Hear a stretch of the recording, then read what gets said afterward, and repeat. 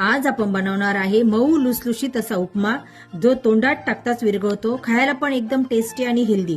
तर त्यासाठी सगळ्यात पहिले तुपात टाकणार आहोत शेंगदाणे चांगले फ्राय करायचे। थोडेसे काजू ऍड करून सर्व वस्तू फ्राय झाले का त्यांना काढून घ्यायचे। एक कप रवा घेतला, त्याला तुपात चांगले भाजून घ्यायचा। भाजलेल्या रव्याला बाहेर काढून घ्यायचे।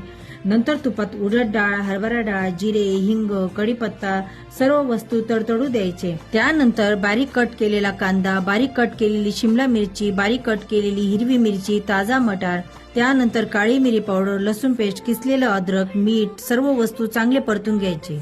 आणि ज्या वाटीने रवा घेतला त्या वाटीने 3 वाट्या पाणी टाकले। पाणीला उकळी आल्यानंतर यात थोडा थोडा रवा ऍड करायचा, कारण की याच्या गुठळी नको पडायला। 2 मिनिटांसाठी झाकण ठेवायचे। नंतर वरतून 1 चमचा तूप, लिंबूचा रस, फ्राय केलेले काजू, शेंगदाणे, बारीक चिरलेली कोथिंबीर टाकायचे। तर हे बघा, खूप स्वादिष्ट आणि सॉफ्ट असा उपमा तयार आहे।